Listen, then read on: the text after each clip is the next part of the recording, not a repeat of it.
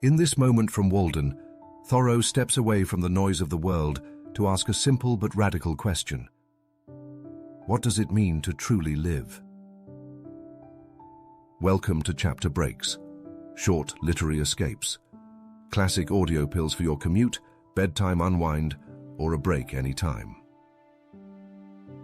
At Chapter Breaks, we carefully select and curate iconic passages from classic novels, scenes that are powerful, memorable, reflective, and a joy to listen to. Whether it's a timeless first chapter, a dramatic turning point, or a magical moment, each episode offers you the essence of great literature, one short escape at a time. This chapter break is Walden by Henry David Thoreau, 1854. Chapter 2, Living Deliberately. A morning, a pond, and a life reimagined. A brief introduction before listening to the chapter. In the stillness of nature, far from the restless machinery of society, Thoreau reflects on the possibility of a different way of living, one grounded in awareness, simplicity, and intention. As morning breaks over the water, he explores what it means to awaken not just from sleep, but into life itself. With quiet intensity, he challenges the hurried habits of the modern world, the endless pursuit of news, noise, and unnecessary labor. In their place, he proposes something radical in its simplicity: to slow down, to observe, to strip life to its essentials, and to live deliberately. This episode brings together some of Thoreau's most enduring reflections, including his call to simplify and his famous declaration of a desire to live deep and suck out all the marrow of life. Both peaceful and quietly transformative, this passage invites us to reconsider our days, our choices, and the rhythm of our lives, not through urgency, but through clarity. We are about to step into a quiet morning by the water and listen to a mind awakening to life. Now, let's open the page together. Your chapter break begins now. Chapter 2. This small lake was of most value as a neighbor in the intervals of a gentle rainstorm in August, when both air and water being perfectly still, but the sky overcast, mid-afternoon had all the serenity of evening, and the wood thrush sang around and was heard from shore to shore. A lake like this is never smoother than at such a time, and the clear portion of the air above it being shallow and darkened by clouds, the water, full of light and reflections, becomes a lower heaven itself, so much the more important. From a hilltop nearby, where the wood had been recently cut off, there was a pleasing vista southward across the pond, through a wide indentation in the hills which form the shore there, where their opposite sides sloping toward each other suggested a stream flowing out in that direction through a wooded valley. But stream there was none. That way, I looked between and over the near green hills to some distant and higher ones in the horizon, tinged with blue. Indeed, by standing on tiptoe, I could catch a glimpse of some of the peaks of the still bluer and more distant mountain ranges in the northwest, those true blue coins from heaven's own mint, and also of some portion of the village. But in other directions, even from this point, I could not see over or beyond the woods which surrounded me. It is well to have some water in your neighborhood, to give buoyancy to and float the earth. One value even of the smallest well is that when you look into it, you see that earth is not continent, but insular. This is as important as that it keeps butter cool. When I looked across the pond from this peak toward the Sudbury Meadows, which in time of flood I distinguished elevated perhaps by a mirage in their seething valley, like a coin in a basin, all the earth beyond the pond appeared like a thin crust, insulated and floated even by this small sheet of interverting water, and I was reminded that this, on which I dwelt, was but dry land. Though the view from my door was still more contracted, I did not feel crowded or confined in the least. There was pasture enough for my imagination. The low shrub oak plateau to which the opposite shore arose stretched away toward the prairies of the west and the steppes of Tartary, affording ample room for all the roving families of men. There are none happy in the world, but beings who enjoy freely a vast horizon, said Damodara, when his herds required new and larger pastures.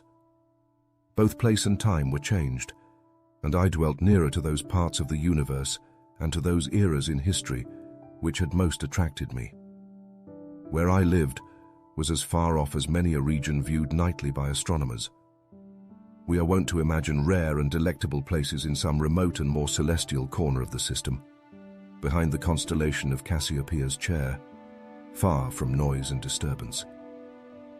I discovered that my house actually had its site in such a withdrawn, but forever new and unprofaned part of the universe.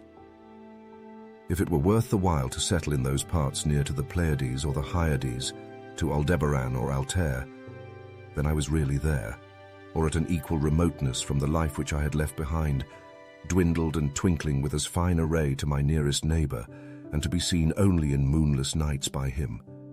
Such was that part of creation where I had squatted. There was a shepherd that did live, and held his thoughts as high as were the mounts whereon his flocks did hourly feed him by. What should we think of the shepherd's life if his flocks always wandered to higher pastures than his thoughts? Every morning was a cheerful invitation to make my life of equal simplicity, and I may say innocence, with nature herself. I have been as sincere a worshipper of Aurora as the Greeks. I got up early and bathed in the pond. That was a religious exercise, and one of the best things which I did. They say that characters were engraven on the bathing tub of King Ching Thang to this effect: renew thyself completely each day, do it again and again, and forever again. I can understand that. Morning brings back the heroic ages. I was as much affected by the faint hum of a mosquito making its invisible and unimaginable tour through my apartment at earliest dawn, when I was sitting with door and windows open, as I could be by any trumpet that ever sang of fame. It was Homer's Requiem, itself an Iliad and Odyssey in the air, singing its own wrath and wanderings. There was something cosmical about it, a standing advertisement, till forbidden, of the everlasting vigor and fertility of the world. The morning, which is the most memorable season of the day, is the awakening hour. Then there is least somnolence in us, and for an hour at least, some part of us awakes which slumbers all the rest of the day and night. Little is to be expected of that day, if it can be called a day, to which we are not awakened by our genius, but by the mechanical nudgings of some servitor, are not awakened by our own newly acquired force and aspirations from within, accompanied by the undulations of celestial music, instead of factory bells, and a fragrance filling the air, to a higher life than we fell asleep from, and thus the darkness bear its fruit and prove itself to be good, no less than the light. That man who does not believe that each day contains an earlier, more sacred and auroral hour than he has yet profaned, has despaired of life and is pursuing a descending and darkening way. After a partial cessation of his sensuous life, the soul of man, or its organs rather, are reinvigorated each day, and his genius tries again what noble life it can make. All memorable events, I should say, transpire in morning time and in a morning atmosphere. The Vedas say, all intelligences awake with the morning. Poetry and art, and the fairest and most memorable of the actions of men, date from such an hour. All poets and heroes, like Memnon, are the children of Aurora and emit their music at sunrise. To him whose elastic and vigorous thought keeps pace with the sun, the day is a perpetual morning. It matters not what the clocks say, or the attitudes and labors of men. Morning is when I am awake, and there is a dawn in me. Moral reform is the effort to throw off sleep. Why is it that men give so poor an account of their day if they have not been slumbering? They are not such poor calculators. If they had not been overcome with drowsiness, they would have performed something. The millions are awake enough for physical labor, but only 1 in a million is awake enough for effective intellectual exertion, only 1 in 100 millions to a poetic or divine life. To be awake is to be alive. I have never yet met a man who was quite awake. How could I have looked him in the face? We must learn to reawaken and keep ourselves awake, not by mechanical aids, but by an infinite expectation of the dawn, which does not forsake us in our soundest sleep.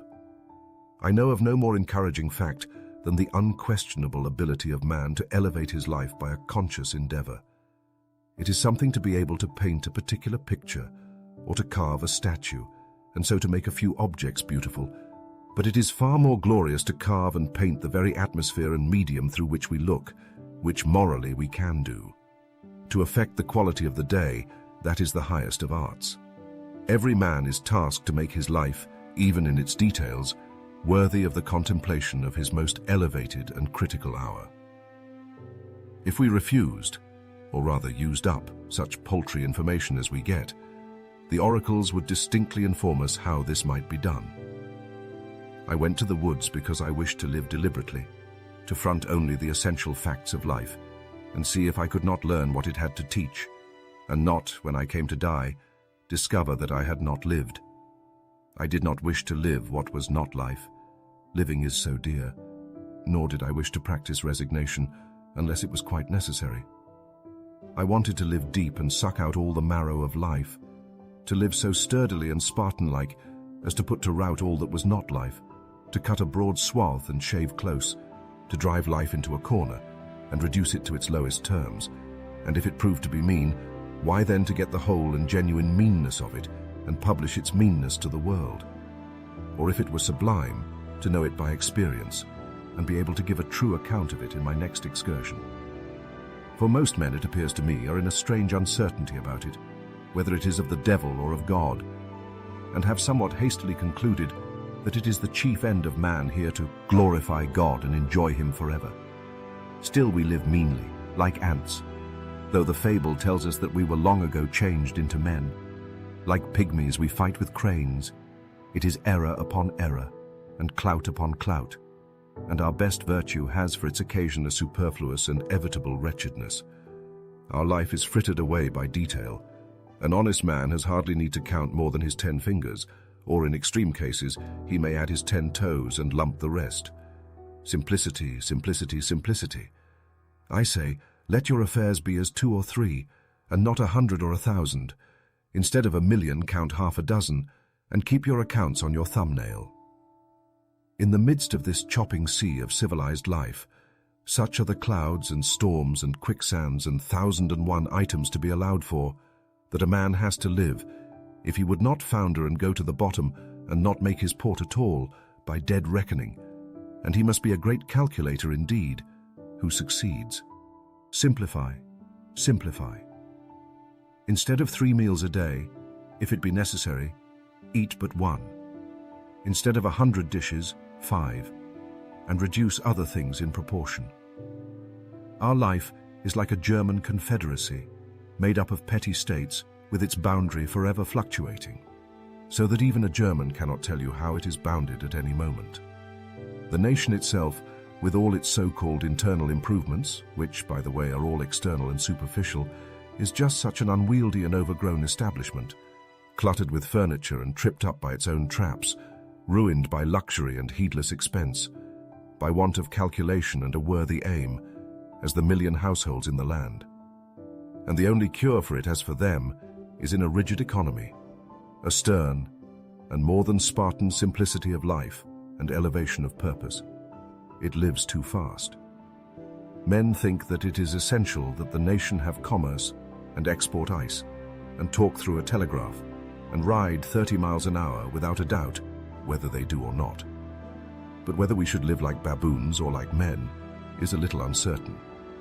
If we do not get out sleepers and forge rails and devote days and nights to the work, but go to tinkering upon our lives to improve them, who will build railroads? And if railroads are not built, how shall we get to heaven in season?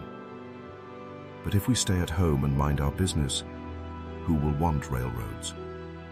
We do not ride on the railroad. It rides upon us. Did you ever think what those sleepers are that underlie the railroad? Each one is a man, an Irish man or a Yankee man. The rails are laid on them, and they are covered with sand, and the cars run smoothly over them. They are sound sleepers, I assure you, and every few years a new lot is laid down and run over, so that, if some have the pleasure of riding on a rail, others have the misfortune to be ridden upon. And when they run over a man that is walking in his sleep, a supernumerary sleeper in the wrong position, and wake him up, they suddenly stop the cars and make a hue and cry about it, as if this were an exception. I'm glad to know that it takes a gang of men for every 5 miles to keep the sleepers down and level in their beds as it is, for this is a sign that they may sometime get up again. Why should we live with such hurry and waste of life? We are determined to be starved before we are hungry. Men say that a stitch in time saves 9, and so they take 1,000 stitches today to save 9 tomorrow.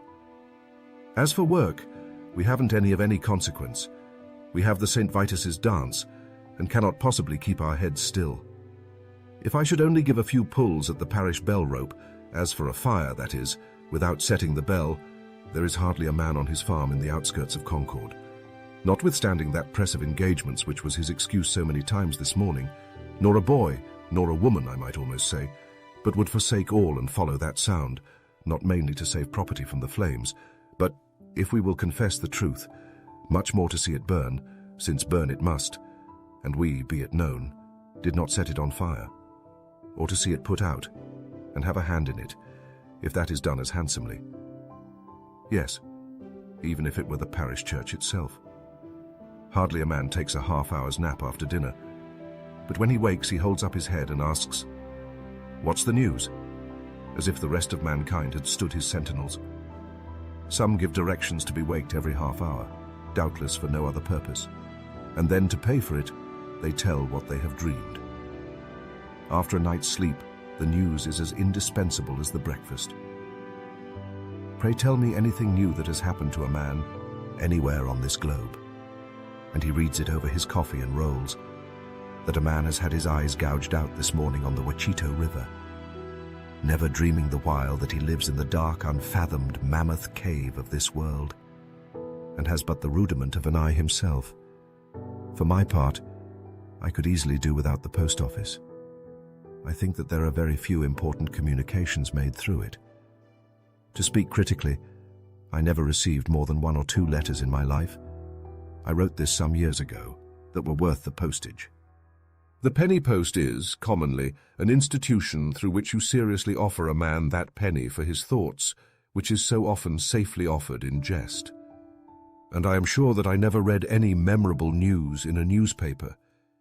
If we read of one man robbed or murdered or killed by accident, or one house burned, or one vessel wrecked, or one steamboat blown up, or one cow run over on the Western Railroad, or one mad dog killed, or one lot of grasshoppers in the winter, we never need read of another. One is enough. If you're acquainted with the principle, what do you care for a myriad instances and applications? To a philosopher, all news, as it is called, is gossip, and they who edit and read it are old women over their tea. Yet not a few are greedy after this gossip.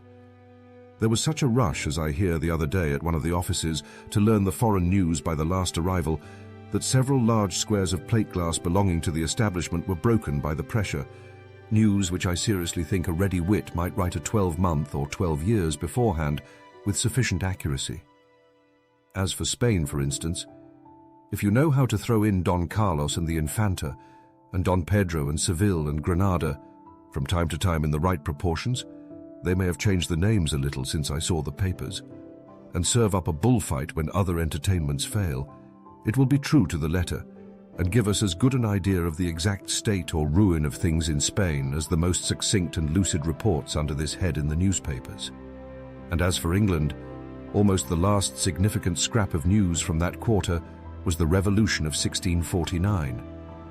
And if you have learned the history of her crops for an average year, you never need attend to that thing again, unless your speculations are of a merely pecuniary character. If one may judge who rarely looks into the newspapers, nothing new does ever happen in foreign parts. A French Revolution not excepted. What news? How much more important to know what that is which was never old. Kyohei, great dignitary of the state of Wei, sent a man to Kong Tsu to know his news. Kong Tsu caused the messenger to be seated near him and questioned him in these terms. "What is your master doing?" The messenger answered with respect, My master desires to diminish the number of his faults, but he cannot come to the end of them. The messenger being gone, the philosopher remarked, "What a worthy messenger! What a worthy messenger!" The preacher, instead of vexing the ears of drowsy farmers on their day of rest at the end of the week, for Sunday is the fit conclusion of an ill-spent week, and not the fresh and brave beginning of a new one, with this one other draggle-tail of a sermon, should shout with thundering voice, "Pause! Avast! Why so seeming fast, but deadly slow?" Shams and delusions are esteemed for soundest truths, while reality is fabulous. If men would steadily observe realities only, and not allow themselves to be deluded, life, to compare it with such things as we know, would be like a fairy tale and the Arabian Nights' entertainments. If we respected only what is inevitable and has a right to be, music and poetry would resound along the streets. When we are unhurried and wise, we perceive that only great and worthy things have any permanent and absolute existence, that petty fears and petty pleasures are but the shadow of the reality. This is always exhilarating and sublime. By closing the eyes and slumbering, and consenting to be deceived by shows, men establish and confirm their daily life of routine and habit everywhere, which still is built on purely illusory foundations. Children who play life discern its true law and relations more clearly than men, who fail to live it worthily, but who think that they are wiser by experience, that is, by failure. I have read in a Hindu book that there was a king's son who, being expelled in infancy from his native city, was brought up by a forester, and growing up to maturity in that state, imagined himself to belong to the barbarous race with which he lived. One of his father's ministers, having discovered him, revealed to him what he was, and the misconception of his character was removed, and he knew himself to be a prince. So, soul, continues the Hindu philosopher, from the circumstances in which it is placed, mistakes its own character, until the truth is revealed to it by some holy teacher, and then it knows itself to be Brahm. I perceive that we inhabitants of New England live this mean life that we do because our vision does not penetrate the surface of things. We think that that is which appears to be. If a man should walk through this town and see only the reality, where, think you, would the mill dam go to? If he should give us an account of the realities he beheld there, we should not recognize the place in his description. Look at a meeting house or a courthouse or a jail or a shop or a dwelling house, and say what that thing really is before a true gaze, and they would all go to pieces in your account of them. Men esteem truth remote, in the outskirts of the system, behind the farthest star, before Adam, and after the last man. In eternity there is indeed something true and sublime, but all these times and places and occasions are now and here. God himself culminates in the present moment, and will never be more divine in the lapse of all the ages, and we are enabled to apprehend at all what is sublime and noble only by the perpetual instilling and drenching of the reality that surrounds us. The universe constantly and obediently answers to our conceptions. Whether we travel fast or slow, the track is laid for us. Let us spend our lives in conceiving then. The poet or the artist never yet had so fair and noble a design, but some of his posterity at least could accomplish it. Let us spend one day as deliberately as nature, and not be thrown off the track by every nutshell and mosquito's wing that falls on the rails. Let us rise early and fast, or break fast, gently and without perturbation. Let company come and let company go. Let the bells ring and the children cry, determined to make a day of it. Why should we knock under and go with the stream? Let us not be upset and overwhelmed in that terrible rapid and whirlpool called a dinner, situated in the meridian shallows. Weather this danger and you are safe, for the rest of the way is downhill. With unrelaxed nerves, with morning vigor, sail by it, looking another way, tied to the mast like Ulysses. If the engine whistles, let it whistle till it is hoarse for its pains. If the bell rings, why should we run? We will consider what kind of music they are like. Let us settle ourselves, and work, and wedge our feet downward through the mud and slush of opinion, and prejudice, and tradition, and delusion, and appearance.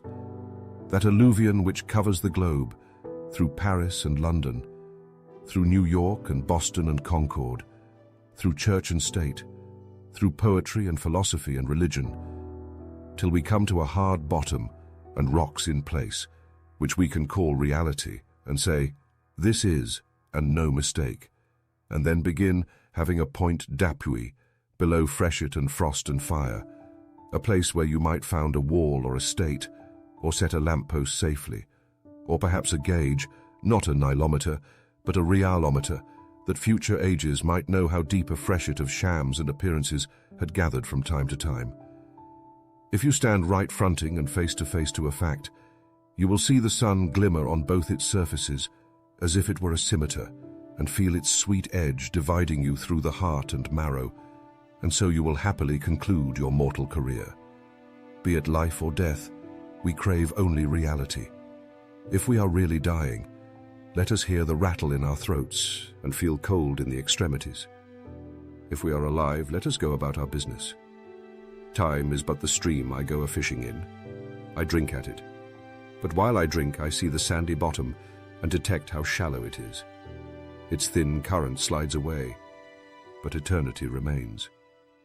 I would drink deeper, fish in the sky, whose bottom is pebbly with stars. I cannot count one. I know not the first letter of the alphabet. I have always been regretting that I was not as wise as the day I was born. The intellect is a cleaver. It discerns and rifts its way into the secret of things. I do not wish to be any more busy with my hands than is necessary. My head is hands and feet. I feel all my best faculties concentrated in it. My instinct tells me that my head is an organ for burrowing, as some creatures use their snout and forepaws, and with it I would mine and burrow my way through these hills. I think that the richest vein is somewhere hereabouts, so by the divining rod and thin rising vapors I judge, and here I will begin to mine.